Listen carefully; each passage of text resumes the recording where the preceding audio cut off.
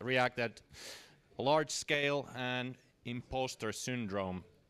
My name is Jonas. I work for Reactor. It's an IT consultancy. I'm also one of the organizers of Helsinki JS and React Helsinki, and I started helping with AmsterdamJS too since I moved here. We're streaming, so just be aware if you're going to walk in front of the camera, then you're going to be on the stream, or if you're yelling, you might be heard by the online audience. And be sure to check our past talks. You can find them from YouTube, like the link for this stream. Today's schedule looks like this. We're going to start with Martin, and then continue with Tyne without a break. But after that, we're going to have a short break. Please keep your eyes open when we're going to continue.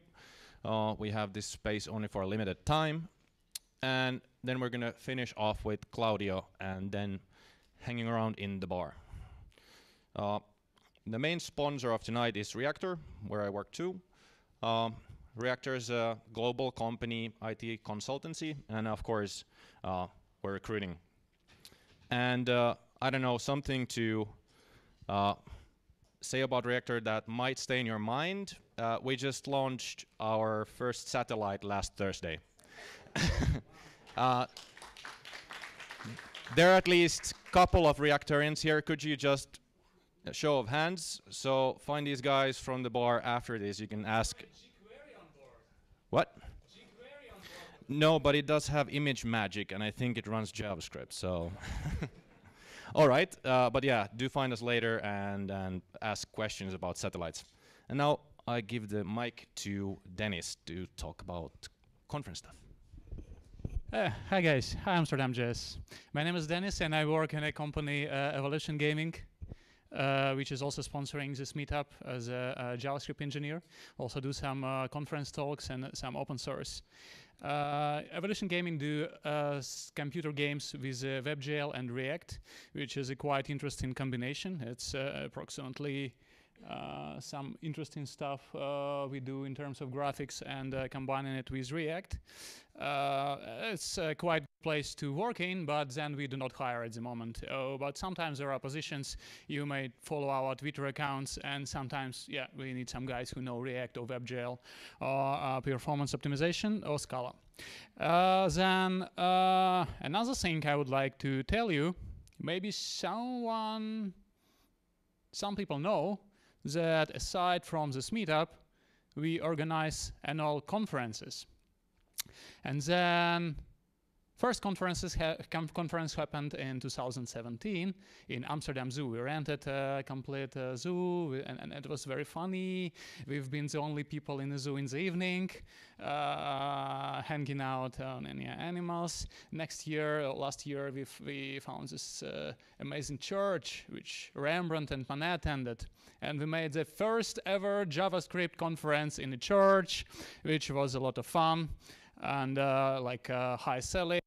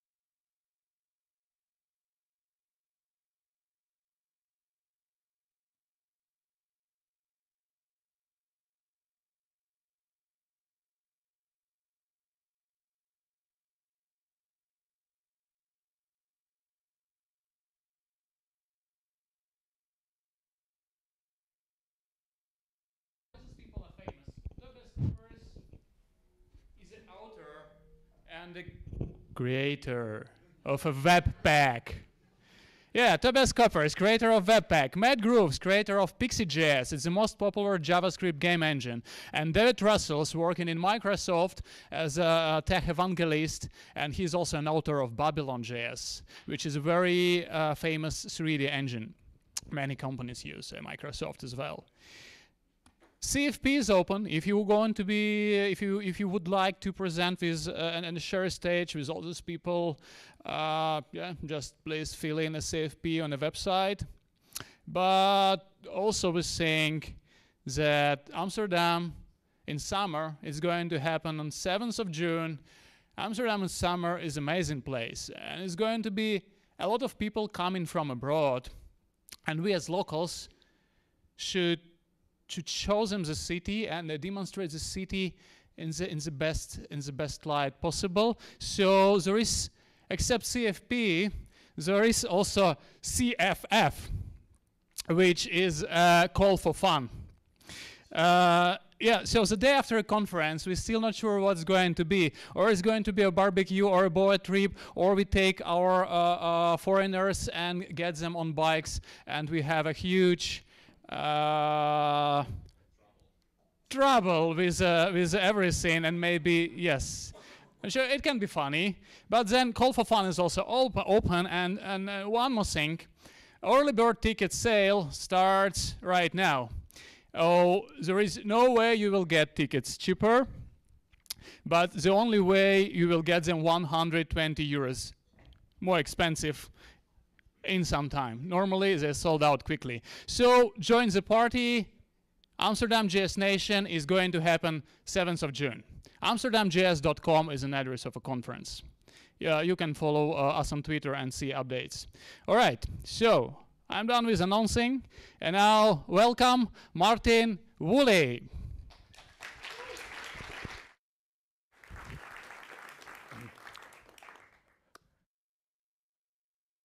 It's not working. Oh, and apparently I need to show you my screen. So we're going to do that now by using the antithesis of wireless stuff.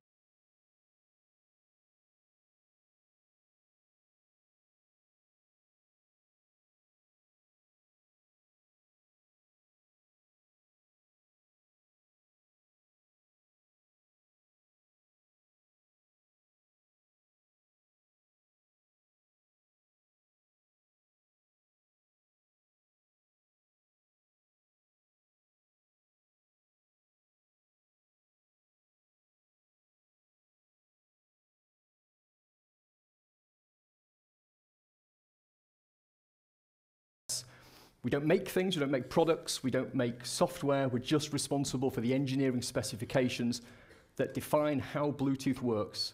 The core spec is 3,000 pages, be afraid, and there are lots of other specs that define how you use Bluetooth. So we're responsible for that stuff, but we don't make anything. We just do our best to make sure that all the manufacturers do things the same way.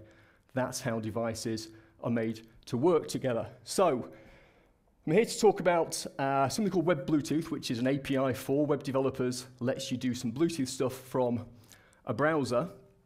Interesting fact about Bluetooth before we get into that, though. Did you know 10 million Bluetooth devices ship every single day? In the first year of existence, it's about 20 years old now, 800,000 shipped in the entire year. Now it's 10 million every day, so it's absolutely everywhere. Totally ubiquitous wireless communications technology, therefore it's worth knowing about in the age of the Internet of Things, amongst other things. So I think most people tend to associate Bluetooth with consumer products, you know, kind of consumer electronics, that kind of thing. Understandable, because it's been really successful in that kind of area. But quietly, it's been making its way into the world of the enterprise system.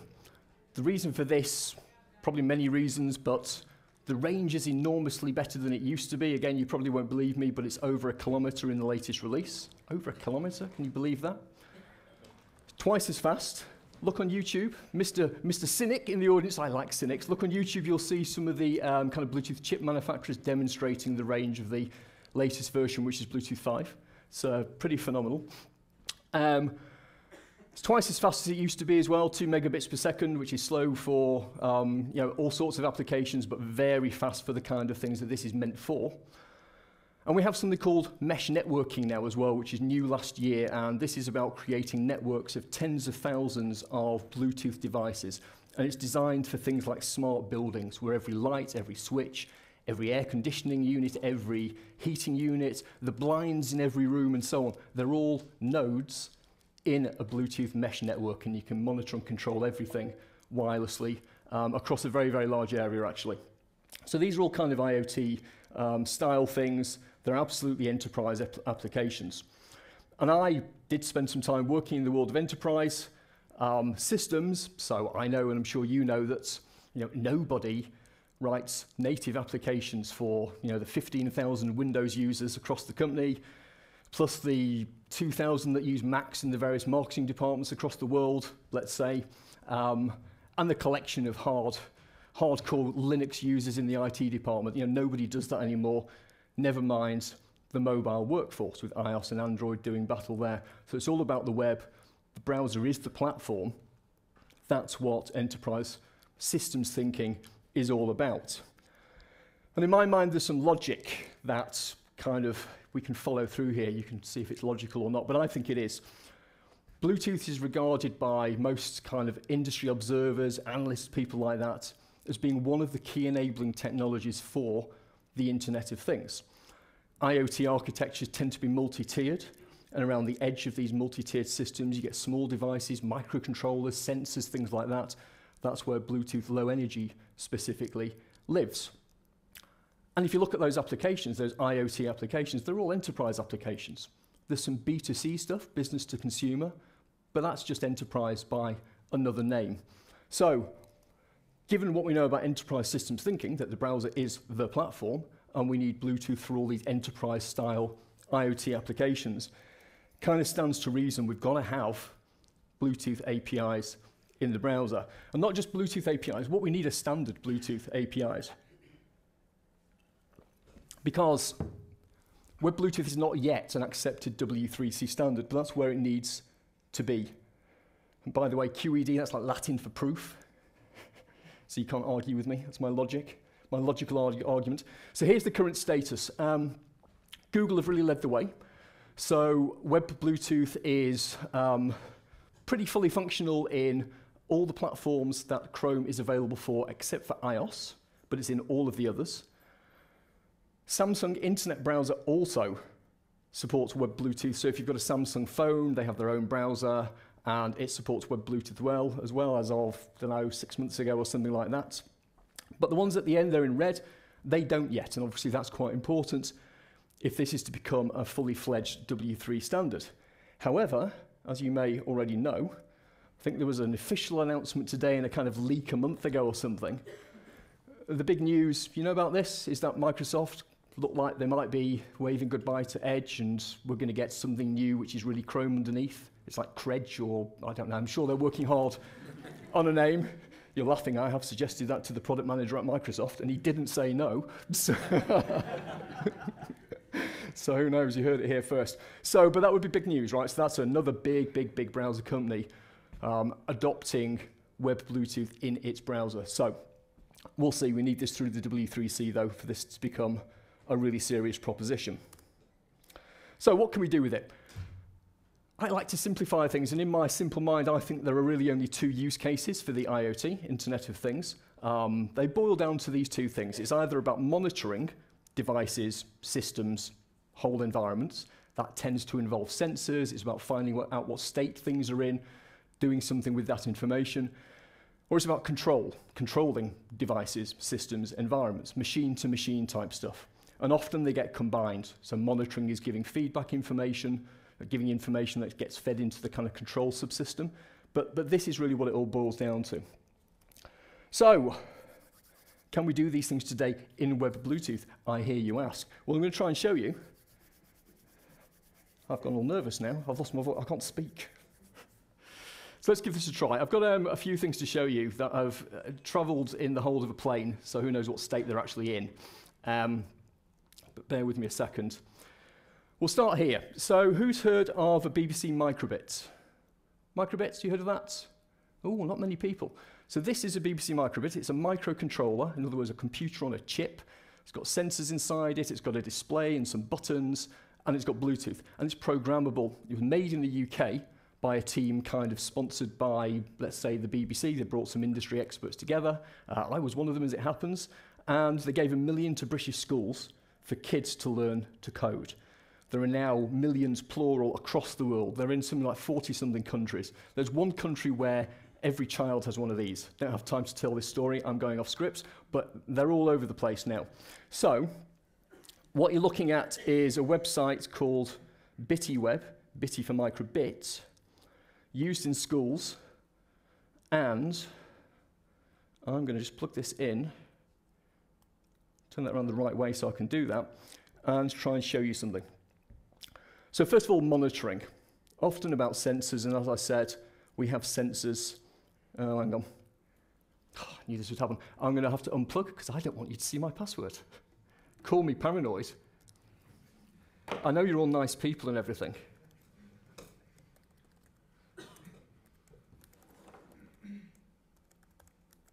Here's where I can't log back in again because I've forgotten my password or something. Now we're all right.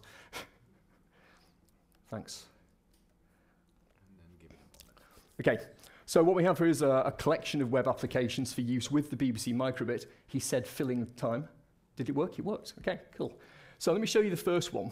What I want you to watch carefully here is the flow, because it's very standard. You'll do this kind of thing yourself if you decide to do so. So my microbit right now, sat on the table there, is actually broadcasting some information. It's called advertising. It's a kind of attention-seeking behavior. It's like, hello, I'm here, please discover me. When I hit the scan button, oh, and by the way, I'm not really a web developer, can you tell? I use tables for layout. I blurt out confessions at inopportune moments. So, first thing you do is you have to discover that device. So hitting the scan button called the Web Bluetooth API, it's scanned for these advertising packets that are flying through the air every 100 milliseconds, found it, listed it, and I'm going to say, yeah, that's mine. And in doing so, I caused a connection to be made from my browser and my code to this device on the table right now. I'm going to hit this button, and it will send a Bluetooth message by calling a Web Bluetooth API to the connected device to tell it, please start sending me accelerometer data, because it has an accelerometer in it. So right now, 3 lines for X, Y, and Z. It's wobbling around a bit because the stage is wobbling. If I do that, you can see that. If I pick it up, though, oh, look. So live sensor data being acquired from this device. All sorts of applications for this kind of thing. In schools, I've seen them teaching Newton's laws of motion using this application and stuff to do with electronics, all sorts of things. So live collection of data from sensors to a web application, which I think is pretty neat. And I hope you do too. So that's one of the monitoring use cases. I've got another one, I've got 2 for control. I'll see if this works. I haven't tested this. That was silly, wasn't it? So scan again. Live demo with no testing. I'm going to regret this. You'll edit this, right? This isn't live, is it? Oh, it's live. Oh, no. Oh, that didn't work. Let's try that again.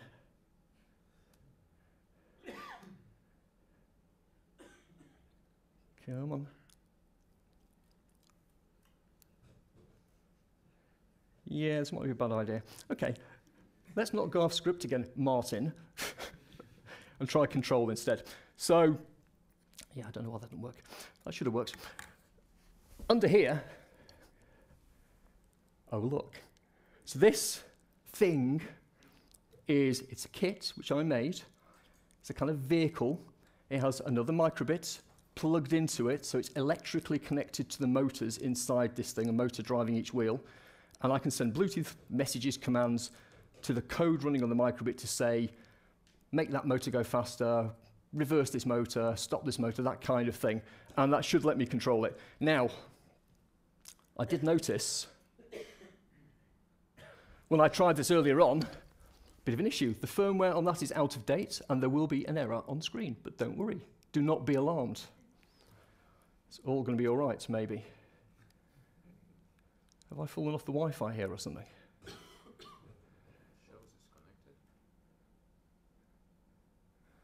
It's very slow, though.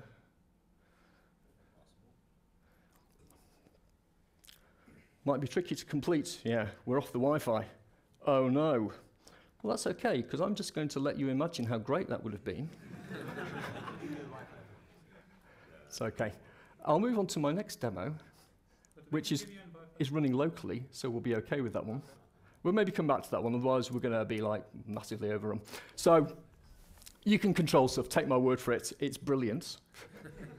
I can pull wheelies for this, actually. So the other thing I brought with me is this, and I've not actually done this for a web audience before. So this is a whole presentation all on its own that I don't have time to do today. Bluetooth, you're used to being about two devices connecting and sort of talking to each other. That's usually what you're doing with Bluetooth. It can broadcast data as well, so that's like a one-to-many communication. But usually it's kind of one-to-one. It's your Fitbit, your activity tracker, talking to your phone, something like that. So last year we released the specification for something new called Bluetooth Mesh. This is a networking technology, and as it says up there, it lets you basically form a network of up to 32,767 Bluetooth devices exactly. It's a new networking stack that uses Bluetooth Low Energy for wireless communication. And it's for the things that are on the screen there. It's for smart buildings, where every single light is a node in your network, every switch, every air conditioning unit, the stuff I said earlier on, that's what it's for. Lets buildings become self-optimizing, working with sensors, energy efficient, very intelligent, all sorts of stuff like that. It's message-oriented, so messages hop across the network from device to device to device, so you're not constrained by the direct radio range, and the range is hundreds of meters for Bluetooth Low Energy anyway. So you can do 127 hops, span a huge area with mesh networking. Now, normally, this is not something which is necessarily of interest to the likes of you. Web developers, that is. I didn't mean anything bad by that. I don't know anything about you, but I'm sure you're all lovely people. So normally this is about machine-to-machine, kind of microcontroller-to-microcontroller scenarios. You hit a button on the wall, all the lights in a room come on. Here's a microcontroller. There we've got 64 microcontrollers, and nothing's happening. Oh, I hate myself. What's going on now? Is this even powered? Hang on.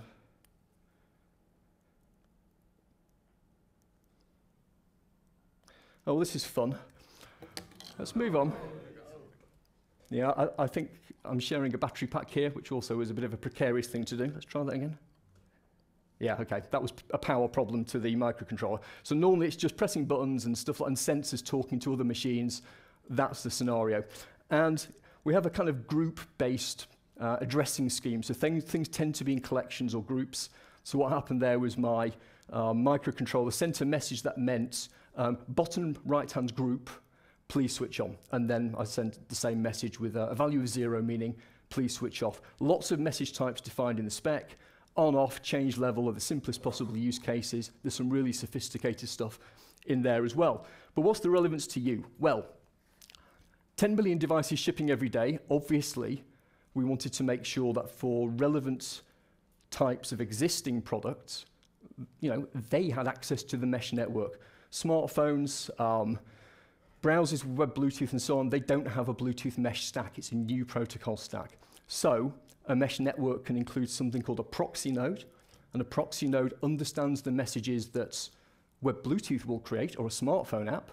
That's kind of, let's just call that standard Bluetooth Low Energy, and it lets you inject mesh messages into your mesh network. So now it's not just machine-to-machine type stuff. We can create graphical user interfaces for monitoring and controlling large networks in things like smart buildings, smart industry type applications, and so on.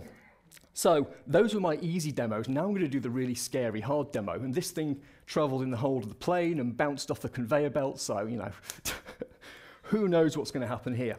So what I've got, let me introduce the demo first of all. Again, 64 microcontrollers here. They're each kind of individually numbered. If I press a button, they light up and display their number. So 64 at the bottom right there. I've got this microcontroller here, a bit more memory on this one. That's my proxy node. And possibly somewhere running on my, there it is, laptop. I've got a local web server, so we don't need the Wi-Fi to work this time. And I've got this fabulously crafted web page. Thank you very much. Which, of course, reflects the savior of the Lego industry, which is my mesh demo. Now, is this all tables? I'm sorry? Is this all tables for layout? I'm not going to tell you. No, it's all beautiful CSS, beautifully crafted. How dare you?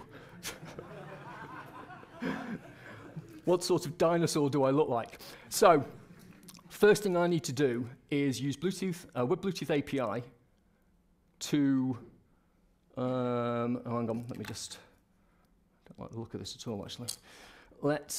Hopefully that's the right device. What I've done is I've discovered my proxy node, which behaves like a normal Bluetooth device, but also it's part of my mesh network. And with a bit of, what I can do is I can click around. You see at the top right there, it says DST. That's destination address. So we have an addressing scheme, and FFFF is a special address, which means all nodes in the network, which we recommend nobody ever uses. So I'm going to use that. If I click around, I can change that to other addresses that are for individual groups of devices. Let's just hit a button. And oh, look, it worked. I'm massively relieved. Obviously, I have full confidence in the technology and my coding skills, but that's still quite nice to see. So what I did there was I sent a generic on-off set message. That's the message name. If I send the same message type with a value of 0, they all switch off. That's the simplest possible use case. And again, I'm just using web technologies here with a little bit of extra knowledge to tell me how to formulate these mesh messages that I'm kind of wrapping and then injecting via the one device I'm connected to. We can do other stuff. There's tons of things you can do. I've implemented some level control. So, oh, hang on. It's currently off, that's why you can't see that, so let's switch on. But now only some of the LEDs are lighting because the level is lower. So there you go, so I can change the level to absolute values. I can, not work my computer. I can send delta set messages, which increment or decrement by, let's go backwards, in fact, a specified amount. Does anyone hate the touchpad on their laptop as much as I hate mine? There you go, some do stuff like that. Again, these are what we call generic capabilities applicable to any product. These could be the lights in a building, it could be the heating system controlling, could be anything. We can do dynamic transition as well. It's called a move. If I basically say move by this amount, large amount, in a certain time, there's a time parameter down there as well. What we have there, of course, is a speed. You know, travel through this much change in this time, well, that's speed.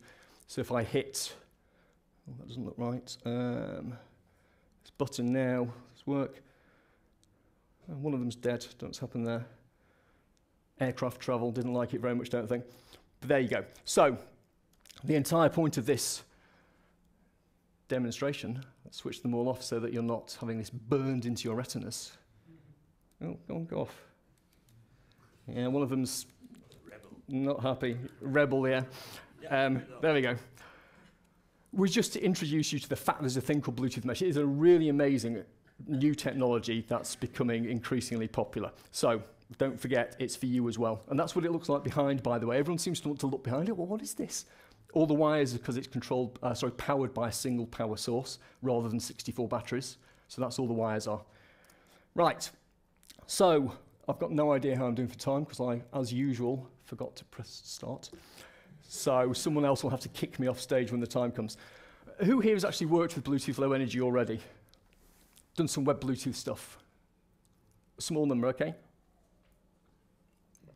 So I'm going to tell you some really basic things. I'm not going to make a meal of the theory. I'll show you a bit of code as well, but at the end I'm going to show you where to go to learn more. Like there's a 1-hour tutorial you can download from our website and you'll know everything you need to know to create amazing applications without using tables for layouts. So, on a Bluetooth device like this kind of thing, or your activity tracker or whatever, there's actually a table called the attribute table. It contains data that relates to the current state of your device, the various aspects of the device, different characteristics, we might say, of that device. It's not a flat list, it's a hierarchy. And it has 3 levels. At the top of our hierarchical data structure, We have things called services. They're like grouping mechanisms, containers. What they contain are things called characteristics, which is a fancy name for data item. Each data item has a type represented by a UUID and a value, and those things represent some aspect of the device. So when I was kind of streaming accelerometer data into my live charting thing, I was actually getting data from a characteristic called accelerometer data. Who thinks of these things? Brilliant name. So that's where that data was coming from. The operating system, if we can call it that, was dropping values that had just been polled from the accelerometer sensor into that value in this table, and I was getting that into my application. So characteristics are kind of where the actions at. You'll be working with them a lot. Descriptors are optional and sometimes are associated with one of these characteristic data item things. They give us extra information about that characteristic. They let us switch certain capabilities on or off, and so on. But mostly the action is around the characteristic, and you'll see this in code. So you saw the kind of general flow that I went through in all my demonstrations. However they went, the flow was the same. We have to do some device discovery first. So we're going to have one device, the small device usually that's doing this broadcasting or advertising thing, saying, hello, I'm here. And there's some data in those packets we can use to filter on.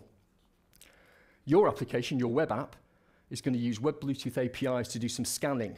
That means receiving these packets and filtering based on some criteria, such that we can present to the user a list of devices that seem relevant to your application only. Once the user selects a device from that list, and only then, the two will connect. I stress that last point because it's not possible with the Web Bluetooth APIs to kind of quietly, sneakily connect to devices behind the scenes. That would be obviously a very clear security issue, so you can't do that. It requires a user gesture for that to be possible. Once the two are connected, your application, your web application, needs to know about that attribute table. It needs to say, well, hang on, well, what services do you have and what characteristics are inside each of those services and so on. So that's a process called service discovery, and there's one API call you make to initiate that process. And once you've done so, you know everything about that device, and you can decide, well, actually, this is not a device I really want to talk to. It's not got what I need, or great, that's exactly what I was hoping for. And once you've done all that, you then talk to the device. So it's a kind of three-stage process: discover, select and connect, service discovery, and interact. Yes, that's 4. Okay, I can count. So what can we do once we're connected? Well, again, remembering that table of information, characteristics are really just fancy data items.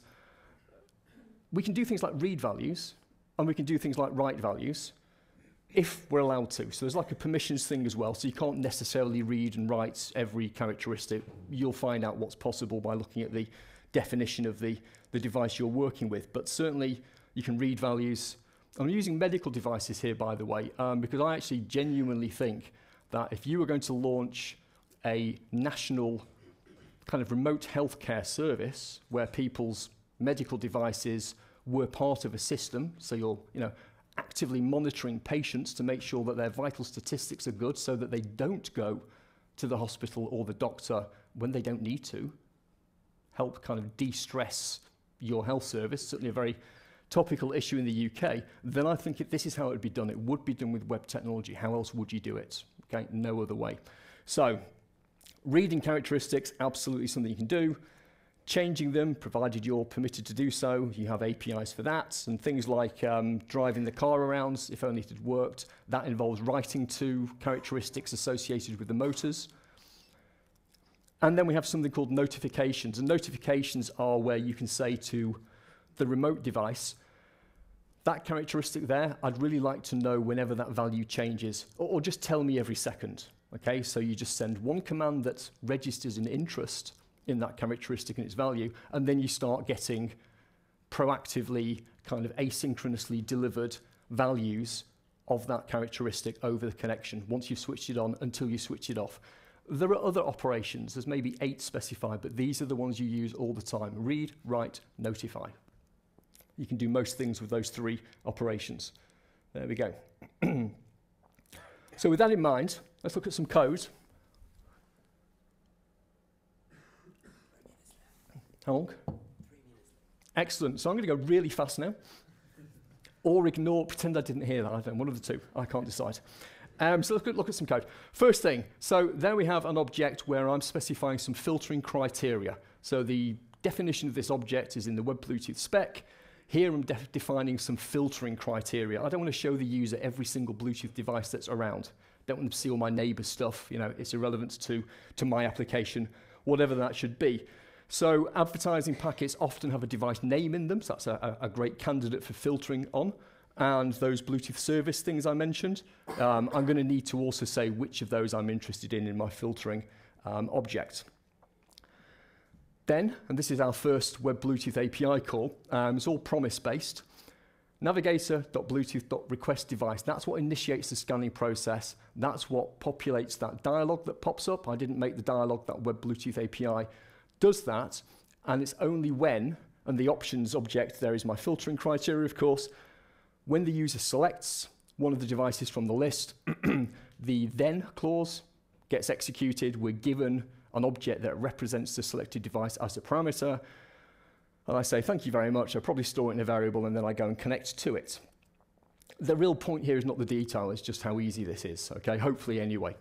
To connect, I've got some Web Bluetooth functions I can call in the object that I've just been given. One of them is connect. Don't worry about GAT there. That's another Bluetooth technical term you will see from time to time in APIs. Once I've done that, I'm probably going to do something like register an event listener for disconnections, because I do want to know if the device disconnects. Maybe the user walks out of range, so I want to take care of that. There's a user experience opportunity there, if nothing else.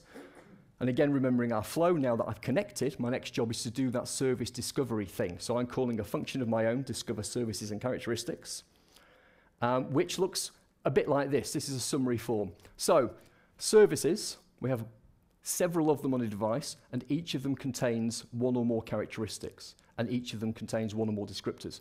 So we have a nested loop. We've got to iterate through these things. Calling get primary services gives me an array of service objects. Then I can say, for each service, store some stuff, and then let's find out what characteristics this service object has. Nested iteration, bit by bit, I discover all of the services and characteristics on my device. And if there's a characteristic I know I'm going to be working with, like maybe reading or writing to, I'm going to store it to one side in a JavaScript variable, kind of cache it so I can make use of it later on. Here's an example of how I start notifications. Reading and writing is like one function call, very, very easy. Here what I'm doing is taking one of the characteristic objects that I cached when I was doing the discovery process, and the Web Bluetooth function I'm calling is start notifications. What I then do is add an event listener, which will register a function that will be called every time a new value for that characteristic is delivered over the connection. We don't know when this is going to happen, but it will happen. We'll start to see values coming in. Our function, our associated function, will get called, and we'll process the data that we're provided with there.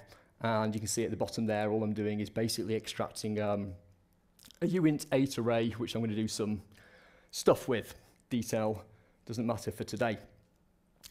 And that, my friends, I trust we are friends. I'm going to bribe you in a moment so that we are friends, okay? I'll come to that in a moment. It's kind of all I wanted to tell you.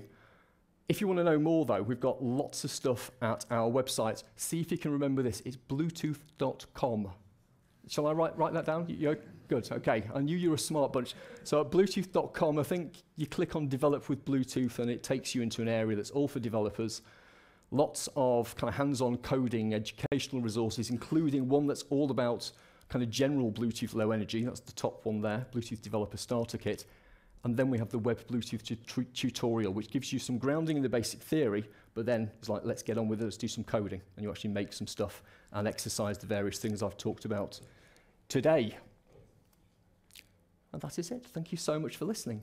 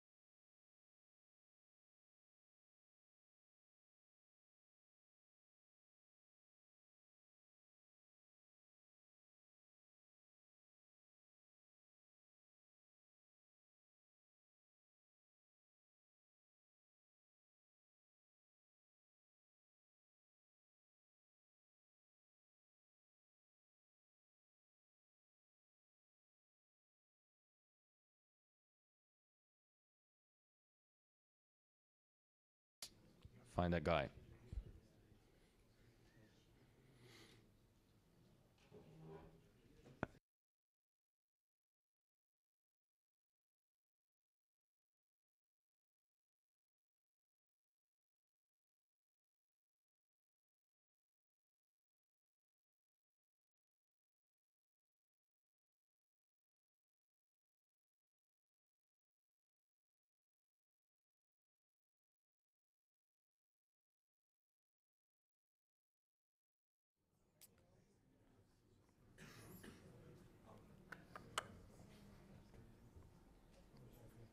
All right. So today I'm gonna show you guys something about something called code mods, or refactoring JavaScript using JavaScript. Let's see. So I'm a software engineer at Reactor Amsterdam, where a lot of very smart people work that know stuff about these things, and like a lot smarter than I am, maybe even, who will know. So during my day, I'm mainly writing Node.js, React, and some TypeScript apps for clients. And during the after work, I'm usually tinkering with some compilers or related stuff. Mainly stuff that's not really useful for production yet. There's also my GitHub account. This presentation is on there if you want to reread something. So yeah, let's dive straight in. So what are code mods? Code mods are, I think it's a term kind of coined by Facebook maybe. It's a bit vague, but they're also called program transformations. So basically, they are programs that take another program as their inputs and produce another program. So it's a form of meta-programming where you try to automatize your workflow by automatically either programming a complete program or refactoring an existing one. So since they're automatized, they can be applied to your entire code base, which is pretty useful if you want to do huge refactoring. And how they work internally is that they modify the program using the abstract syntax tree. A bit more on that later. So how do typical like refactorings look like, depending on your IDE maybe?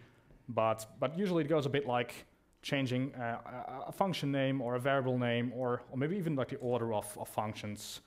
And you can get pretty far with a simple find and replace functionality. Some IDEs, of course, support some automatic refactoring as well. And you can get pretty far. Maybe you want to even use some like regular expressions to do the job for you. Yeah, it gets you pretty far. But then there are some issues with that. Since you're treating your program as text, you will hit some obviously limitations that you cannot really distinguish the semantical meaning of your program. For example, here we see the name foo being used 4 times as either an import from 2 different modules, a property, an object, and a string, which is like a completely different type. And it's really hard to understand which of these you might want to update. Again, maybe you can get away with some regular expressions. Some IDEs might be smart enough to infer some stuff, but in the end, you're limited by working with text. Another like example of like a refactoring you might want to do. I hope people are a bit familiar with React, although it's not really specific to it. A common pattern that happens in a React component is that you want to bind a method in the constructor, and as a component grows, you might have like a huge list of bindings. And another way to do this is using arrow functions that are automatically already bound, and using a class property if your language supports it, like if you use Babel or something, which makes things a little bit simpler. This you probably cannot really do anymore with a find and replace, or you end up writing regular expressions for half a year, and you'll probably not really get somewhere even close to this. And especially if you have a huge code base where you want to apply this transformation to.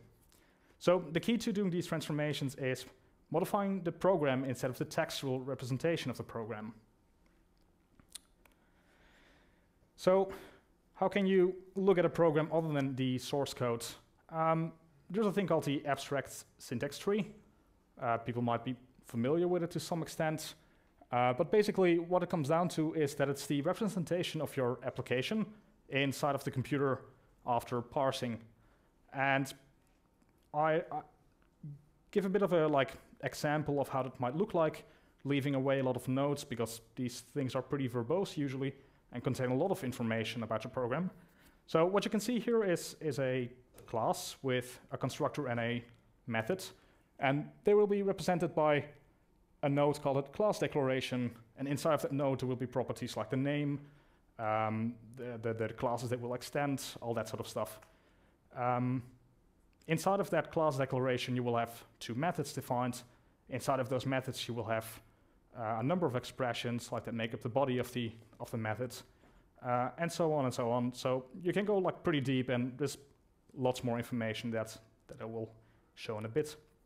So how do you make sense of all of this? There is a tool, astexplorer.net, that helps you explore abstract syntax trees. So let me switch over. I'll load this locally just to be sure. So let's turn this off for now. So here you can see on the left side any program basically that you want. This tool allows you to parse it with different parsers. They might all... yes, that's a good point. Better? So this allows you to use a different, some different parsers. They will all have a little bit of a different syntax tree.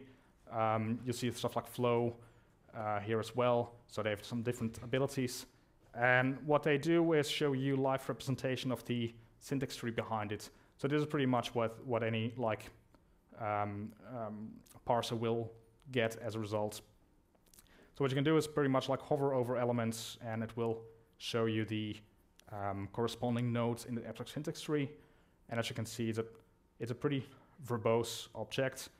We can actually hide some data here. But in the end, basically the further down you go, the further down in a leaf you get. So this is basically a tool that you will probably need if you start making stuff that I'm going to talk about in a bit, because there's no way you're going to remember all of this by heart, pretty much. So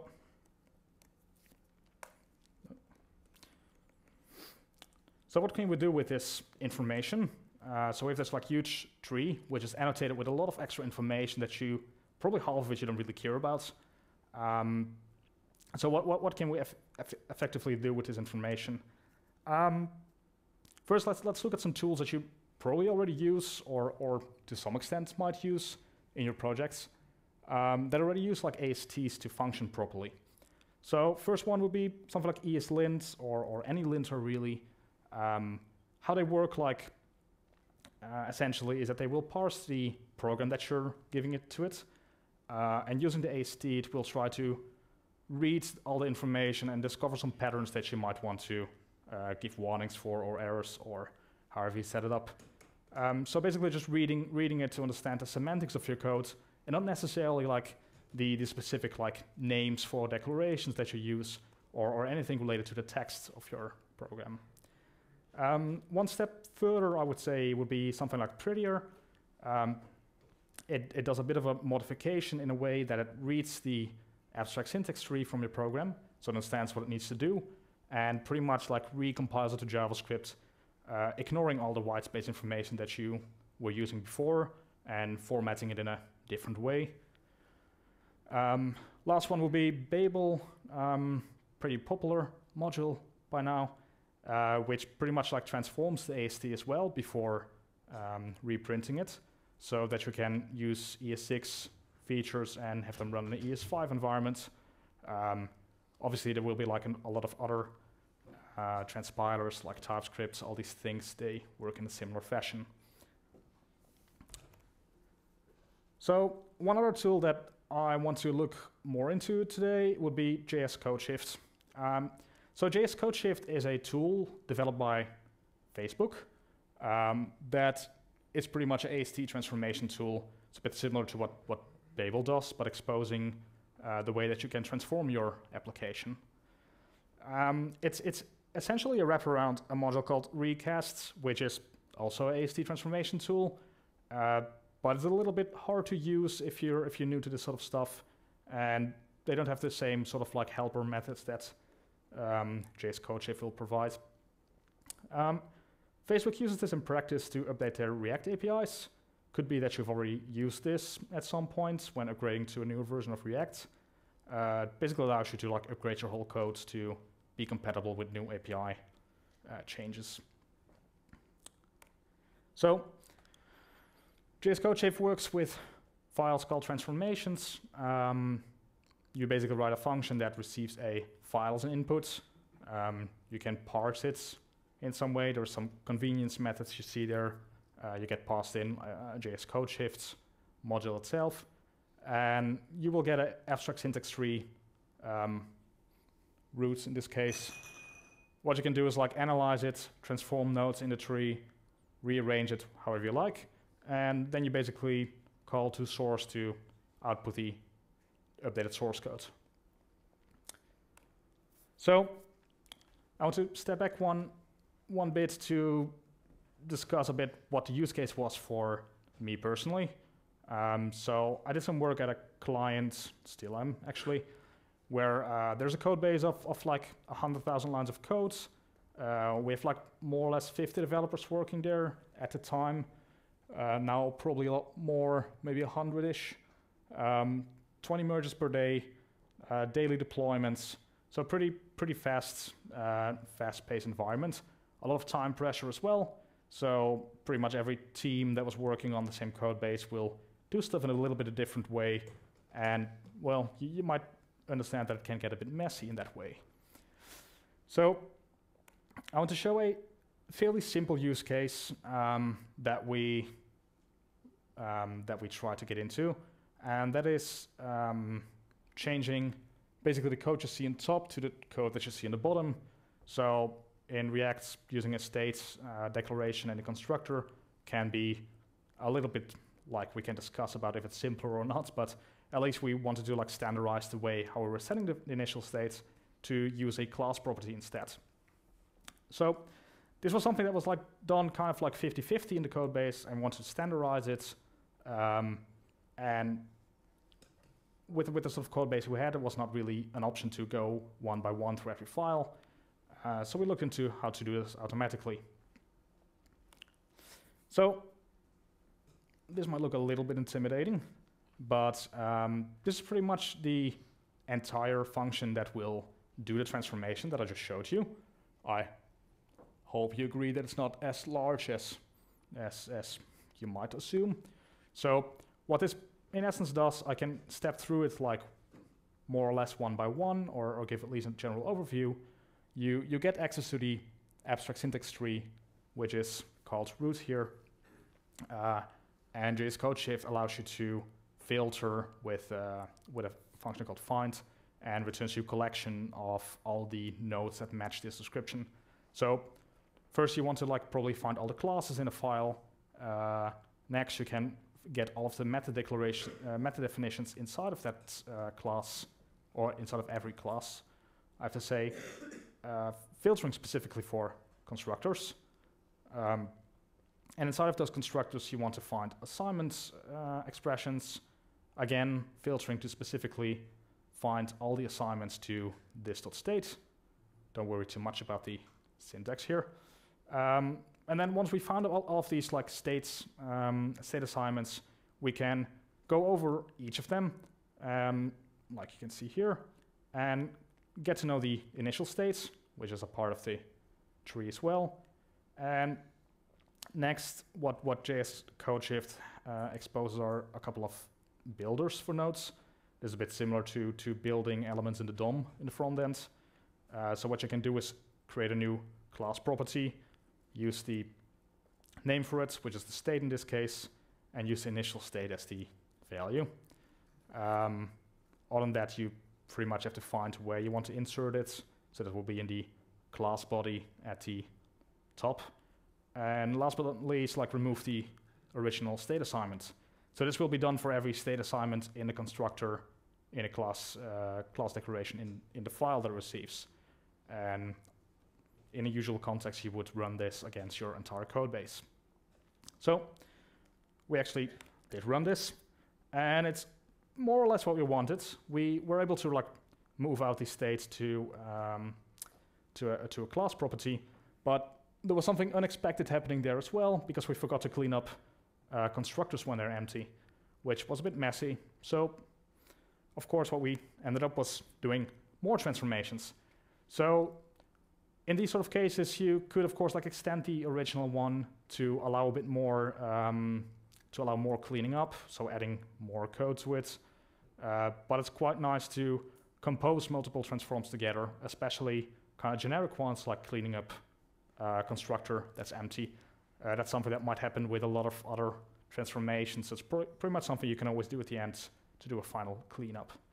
So I want to show you quickly how to do this interactively, because it's quite hard to get into at first. And again, we can use AST Explorer for this. So here we can enable also the transforms, and there's a few options, and we'll pick DJS code shift. And actually need to use the correct parser for that. So there's a default transformer being written here that, as you can see, kind of like mirrors all of the identifiers, which is something you might want to do sometime. Today, maybe that's not the best idea. So what we want to do is, just remove all of this for now. So we have here basically an identity transformation that returns the same stuff, and I will actually use the result that we had in the output. So this is pretty much what we ended up with, an empty constructor, and applying a identity transformation result in the same. That might make sense. So the way that you can use AST Explorer is to pretty much like live edit the file and feature some auto-completion, which is pretty nice. So we can start finding all the class declarations here. And as a sort of a debugging option, you can try to just remove it. That did not work as I hoped. That's true. Thank you. So this is of course not what we want, so we can do a little bit more filtering. Inside of this we will find the method definition, and it will remove it, and this is pretty much what we want. Of course this is not entirely correct, because if there would be any other class here that in the constructor does something else, it will also remove this. So we have to go a little bit deeper and filter out all of the method definitions that actually don't contain anything. Again, this might be like a point where you're not sure how to filter it, and the way you can again do this is like selecting parts in your codes and kind of like understanding in the syntax tree what is the element that we're looking for. And we can pretty much see that there is, in this constructor, there is a block statement with a body of an empty array. So as we can see here, the body of the other components will have some expressions in there. So we can simply filter on this collection as well, and this will have the method definition. And what we want to do is, from this method definition, find again the body declaration.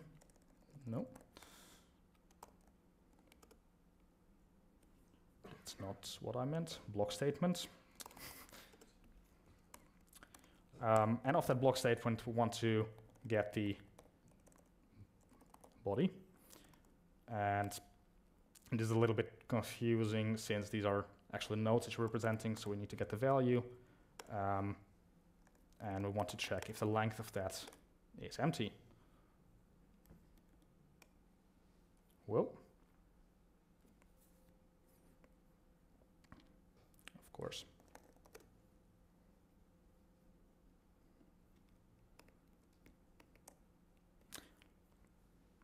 Okay, so here you see that like indeed like the constructor without any body inside is empty and is removed, and the other one is left untouched. So this is basically a way that you can more or less interactively try to write code mods.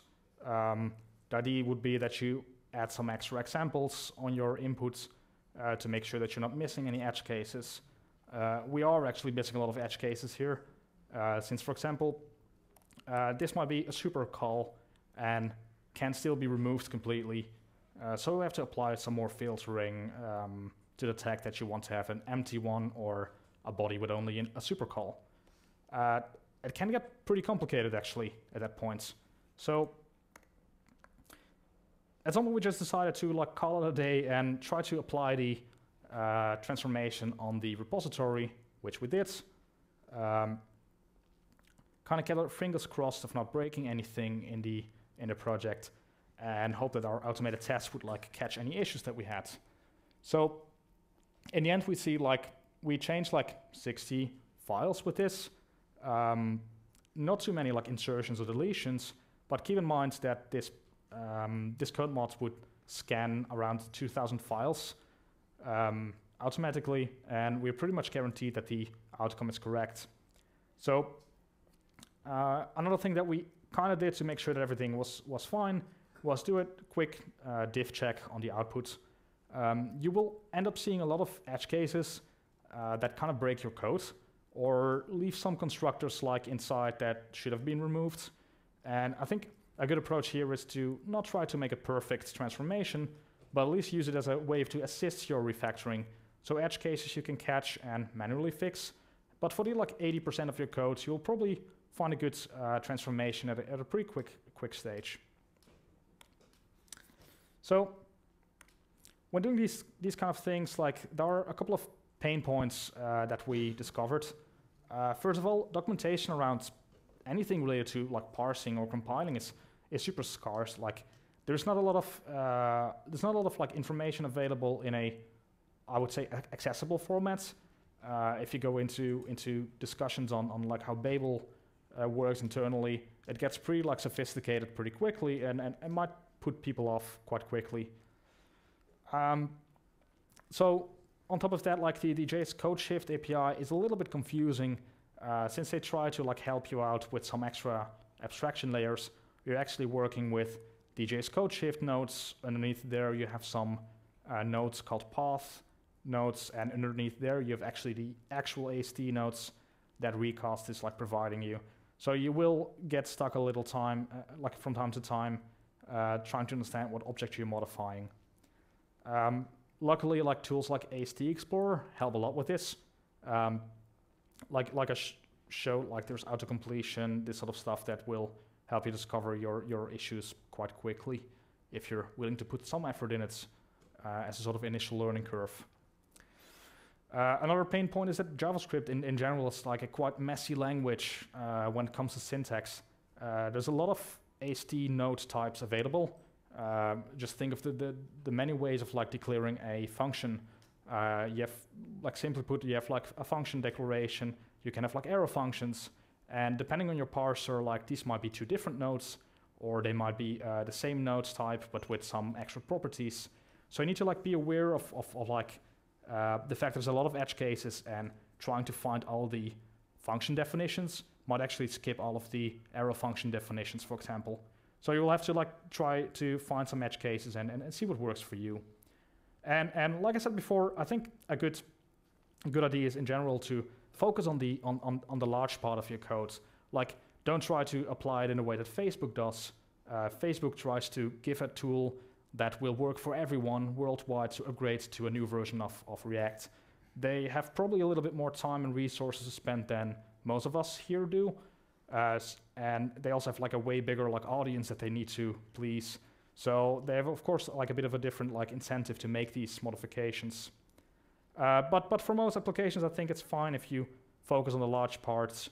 It will always get better than it was before, in essence. And just like use it as a tool to help you refactor rather than something that will magically fix all your code. So considering these pain points, like what do you get in return? There's a bit of a steep learning curve. but there is like a lot to gain here. First, there's a bit of a wow factor. You might be the only person in the company that can actually like fix that small thing that you have been working on for like months, or like go through like 2,000 files within a day, and not taking like a couple of weeks to refactor all the components or files in your code base. If you're the only person in your company or at a client, even better maybe, that's a huge plus to me at least already. So another kind of obvious one is that you can actually update function interfaces without having to worry about everything breaking. You might have like a lot of tests in place, but still like trying to update a function that's used all over the place is really hard, and for a lot of people that might be a reason to just like postpone it indefinitely. In our case, for example, we had some functions that had to do with translating strings that's used all over the place in an average website. If you want to rearrange the arguments, even that will already be like a big challenge usually. If you want to change using a React component into a normal function call, that's almost an impossible task, and you will need like weeks of time for that, which leaves you in the which can leave you in an unfortunate position where you have to quit doing your refactoring halfway, and you end up with like, well, an even messier code base than before. So basically, ensuring that like refactoring and improving your functions is not anymore like a big overhead to you. Like you can actually postpone a lot of design decisions.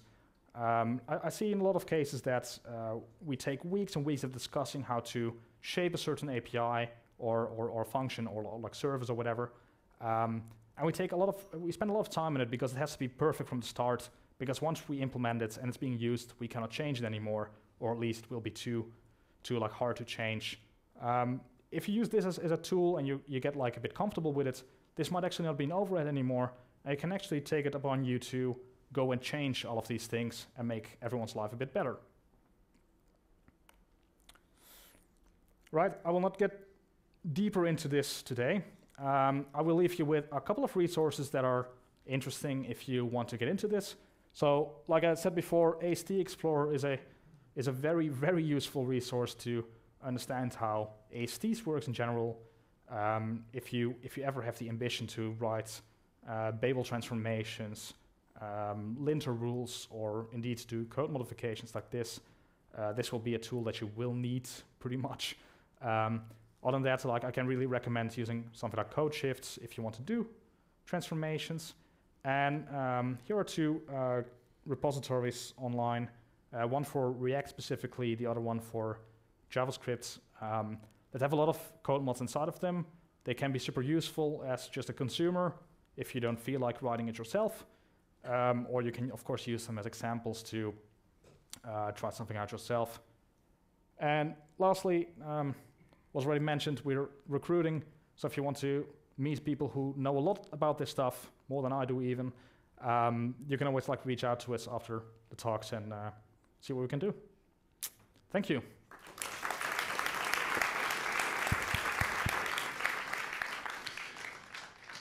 All right, thank you, Tyne. Now we're going to have a short break, about 10 minutes, and then continue with Claudio.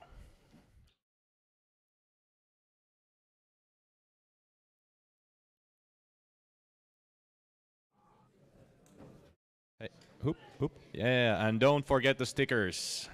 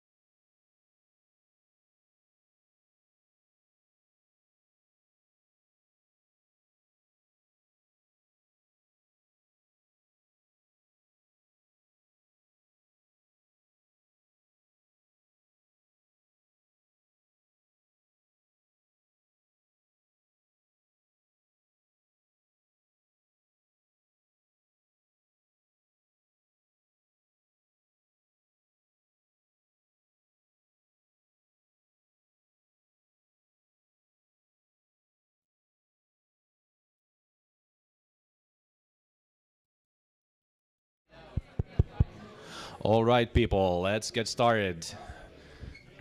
So grab your seats and let's give the stage to Claudio. Yes. And you're going to talk about the imposter syndrome, right? Yes, correct. Interesting.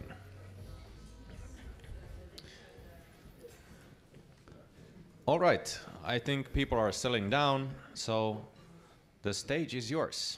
Thanks. All right. Thank you for staying this late, and welcome to my TED Talk. Tonight I'm going to talk about the imposter syndrome. I'm Claudio. I'm a full-stack developer at Loom. We make a software that allows you to record your screen and your camera at the same time so that you can narrate whatever is happening on your screen. We work with Electron, we work with Node.js, we have a Chrome extension, we work with React, and like every other software company in the world, we're hiring. So if you're interested in JavaScript, in video, and working remotely, hit me up. I'm a co-founder of Medipix. It's a medical image tool for doctors to track the visual progress of their patients. And from time to time, a volunteer teacher at Acure Future.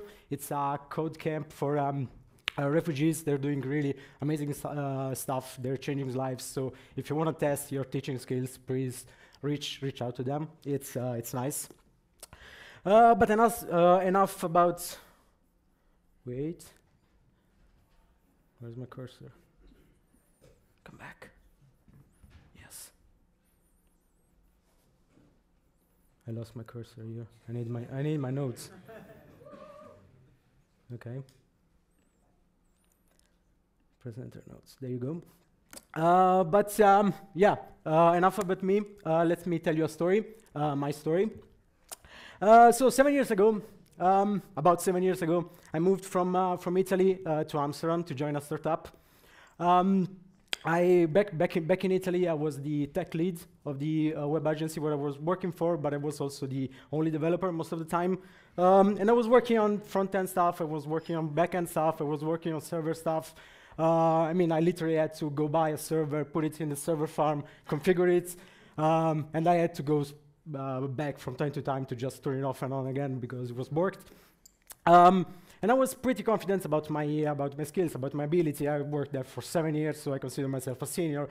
And then I moved to Amsterdam to join this startup, and it was a completely different world, a world where people eat tiny balls of sugar on their bread, and everybody was smarter than me. Everybody was speaking a much better English than me. And we were working with stuff that I didn't even know that I was supposed to know. We were discussing about moving. This was 7 years ago, so we were discussing moving from Bower to maybe Gulp or to Grant, or maybe consider Gulp. We were considering moving from jQuery to something else like Knockout.js, or maybe trying this new AngularJS stuff that was coming out. And I didn't know a quarter of the jargon that these people were using. I felt kind of out of place. And I couldn't, for the life of me, I couldn't configure my dev environment as well. That's how it went. I was having an amazing time. Everybody seemed to like me, but I felt like I was out of place, like I was fooling people, like I was kind of a phony. And that I was waiting for the time that someone would just knock on my shoulder and tell me to sit down. I was feeling kind of like this guy over here. I was playing with the pros, but I didn't really belong there. And I was waiting for the no talent police to just come tell me to sit down because the professionals were playing, and that wasn't for me. With this in mind, one day I went to work, and I think it was the first time that I was late, and everybody was sitting around the table. They were waiting for me, and I said, okay, that's it. This is the time they finally catch up with me. They finally find out that I don't belong here, that this is not for me. But I accept it. I fooled them for so long. It's only fair that everybody's here and everybody's waiting for me. So I sat down, waiting for my fate. And as it turns out, not everything is about me. The company wasn't doing very well. The product wasn't really catching up, so we had a hard decision to make because we were running out of money. And that decision was to pivot the company, change business model, change vision, and unfortunately downscale the company. We went from like, I don't remember, like 14, 15 people down to just 4 people. And at that moment, I just stopped listening because it was clear. I mean, 15 people, only 4 people left, it was me. So I stopped listening, and it was a surprise when then the CEO told me that, don't worry, Claudio, we're going to build amazing stuff together. And so, together? What do you want from me? It turns out that it was just me and another developer trying to build a company. And we did amazing stuff. The company is still successful. We went from 4 people to 100 people, more than 100 people. They have offices in all around the world, and they've wrote enough legacy code to feed people for a long time. They're gonna have to deal with CoffeeScript and Twig templates for a long, long time. Sorry. Yeah, so we built this product. I work on entire products just by myself because I'm a full-stack developer. I like that, and I did a lot of stuff. The company is successful, but I didn't feel like it was something that I did. I mean, there were amazing people working for this company. I just did what I was told, and what I was doing was kind of easy. There was nothing difficult there.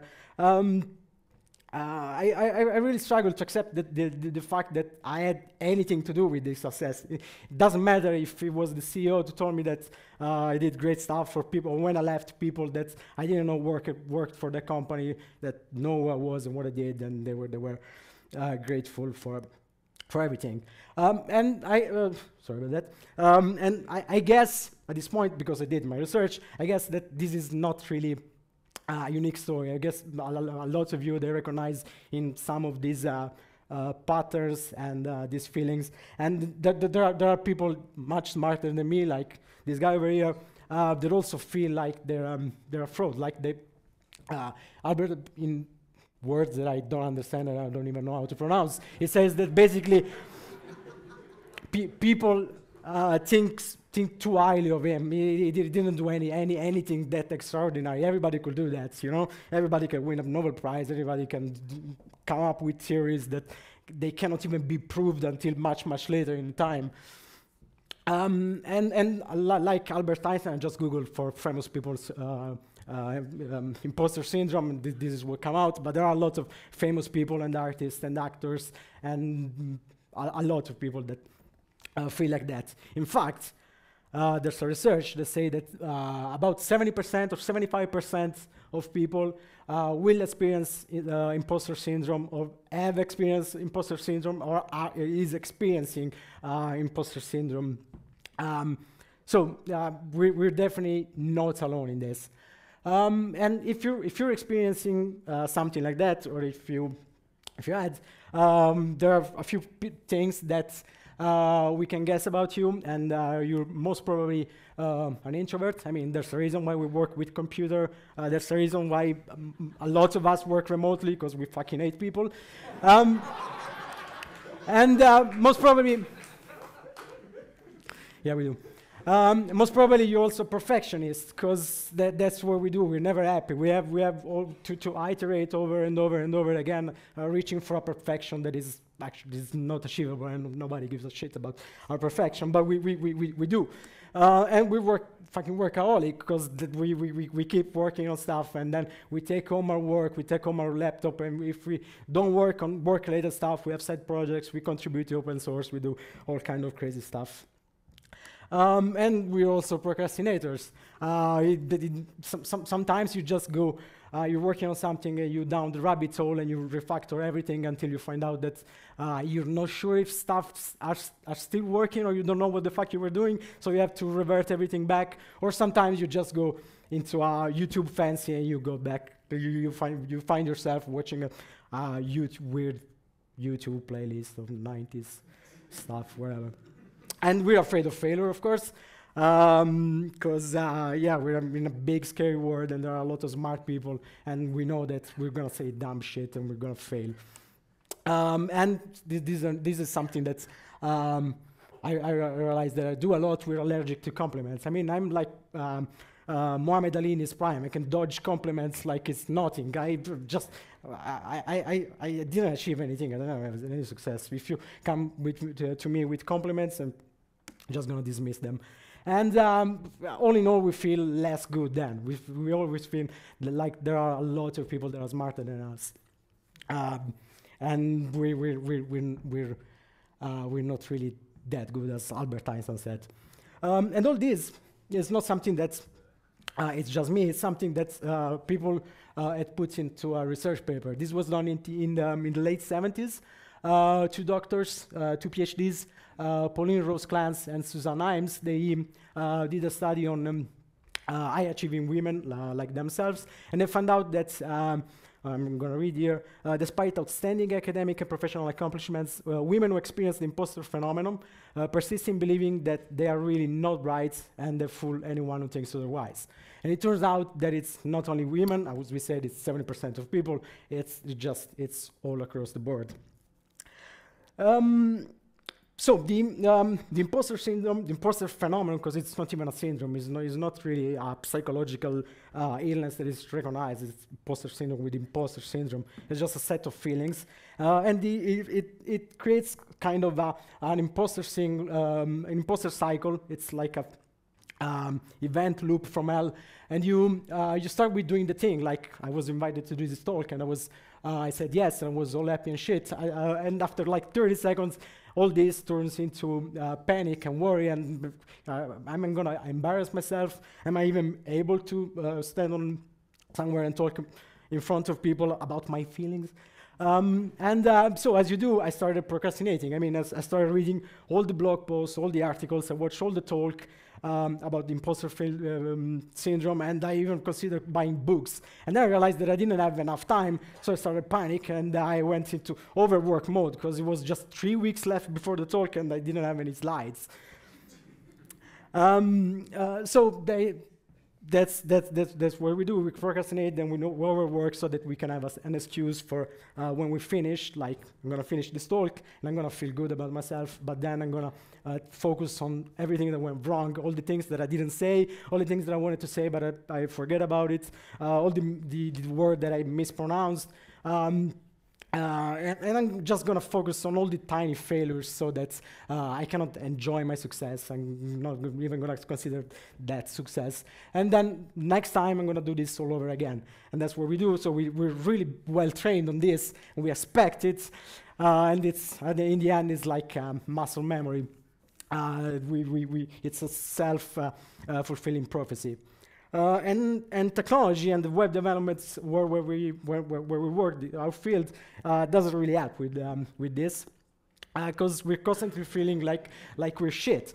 And sometimes it's not that we feel like we shit, people tell us that we shit. Like we have pull requests and we forget a comma, we forget a space, we forget we write snake case instead of camel case, or even worse, we work on open source projects, and people on open source project, instead of telling you, oh, thank you very much for this library that you wrote, this code that I use for work, they just gonna bitch about all the problems and the tiny issues that they have. And it's even worse if you ask questions on Stack Overflow. I guess lots of you have asked questions on Overflow, and people are Stack Overflow, and people are just straight tell you, you're shit, you should kill yourself. This is not for you. And that's also because we're in this constant peer comparison. We compare ourselves to other people, and there are a lot of smart people here in this room, like I'm one of them. And we especially compare our messy thought process to the finished work of other people. We see other people code and it looks all clean and tidy, and they don't have any problem with spaces, and we think about our code. Everything is ordered in folder for other people, and we write everything in one single fucking file, and we lost ourselves, and everybody's smarter than us. And success, achievements, they're kind of subjective. It's not like for different people, they have different notion of success. For certain people is money. For certain people is status. They write interesting library. They give talks. They do a lot of different things, and maybe you're not very good in at politics in the office, and other people get ahead of you, and you're doing all the work, and they get ahead. They're not doing anything, and it's hard. It's just a hard word, especially because we're in this. There's a never-ending knowledge. We get bombarded with a lot of notion, a lot of stuff. There's new stuff coming out every minute, every song. Now we have React Lazy, we have Suspense, we have hooks, and that's just React. And we're condemned to keep learning forever and ever. And whenever we have to learn something new, we feel stupid because it's something totally new. Now I'm learning about FFM and PEG, and I think I need another career to just complete the hello word. It's just crazy the amount of learning that we have to do. And this ties nicely into the Dunning-Kruger effect. That's actually a graph. That's actually the Dunning-Kruger effect graph. So what happens? This is my favorite cognitive bias. There was this guy, MacArthur Wheeler. He learned about the invisible ink, right? He learned about it, and he was so positive that it would work. What he did is he bathed into lemon juice. He even took a picture of himself with the Polaroid camera, and he found out for whatever reason the Polaroid camera didn't work, so the image came blank. So he was sure. I mean, it's invisible ink. It works. He went to rob a couple of banks, and he was smiling at the cameras because it was invisible. And by the end of the day, he was arrested. And he said, "What the fuck?" Yeah, that's what happens. So the Dunning-Kruger effect basically says that dumb people, they feel like hot shit. And that's the Mount stupidity over there. You're all excited. And it was all of us when we were juniors, we were starting our careers. We felt like we were invincible. We were a gift to humanity. And then you find out how much you don't know. There's a lot of stuff that you don't know. And you go down the valley of despair over there. And finally, you can go up the slope of enlightenment and you become an expert. And interesting enough, people with lower skill, they tend to overestimate their own ability, but also people, the experts, they tend to, when they compare themselves to others, they tend to underestimate their skills.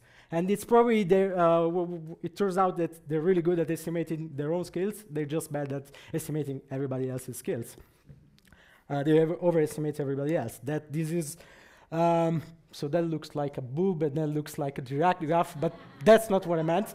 That is what we think other people know, the white circle. Other people, they know everything, and we know so little. But what actually happens, most probably, is that we know something, other people know something else, and sometimes this knowledge overlaps, sometimes overlaps with other people, and we just feel overwhelmed, mostly because there's too much to know. And the problem with the imposter syndrome, the problem with people that suffer that kind of thing, that have that kind of feelings, is that we're missing out. And not only the people that suffer, but also, everybody else. We live in our own comfortable bubble. We're afraid to get out of there because we're afraid of failure. We're afraid if we just keep it quiet, if we don't participate that much, if we don't expose ourselves, nobody's gonna find out about us. And what happens is that we stay at the job for too long. We're underpaid, and we don't ask questions, we don't participate in conversation, we don't contribute to open source, and we don't find better jobs. These are real problems. And unfortunately, I don't have a solution. I'm still battling with my imposter syndrome. I'm a high-functioning imposter.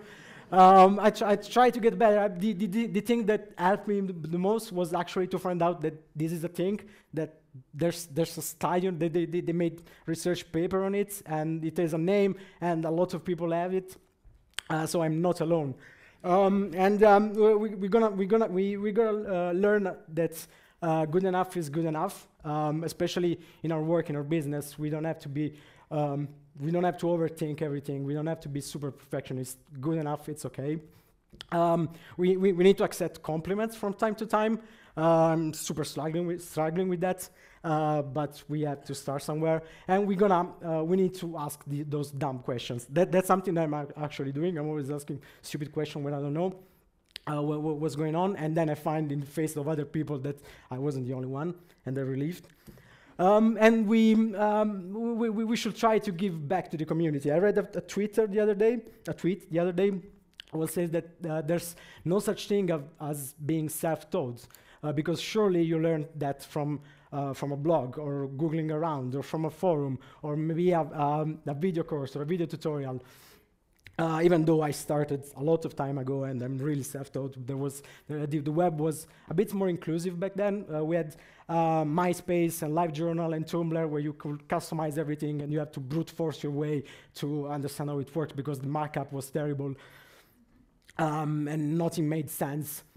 But yeah, we should give back to the community. And there are lots of ways you can give a talk. I mean, if I'm standing here giving a talk, everybody can.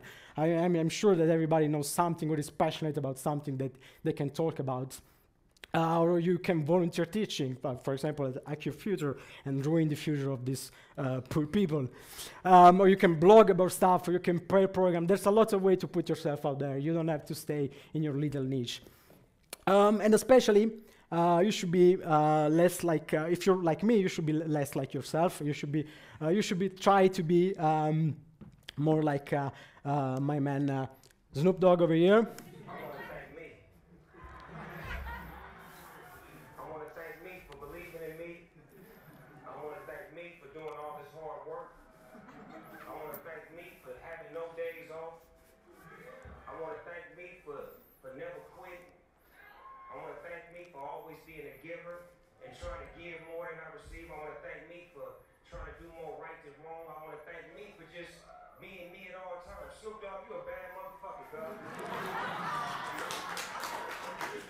And I promise you, you're all bad motherfuckers. You just have to do it.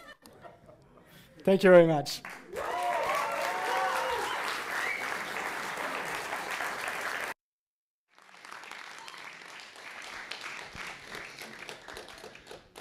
All right.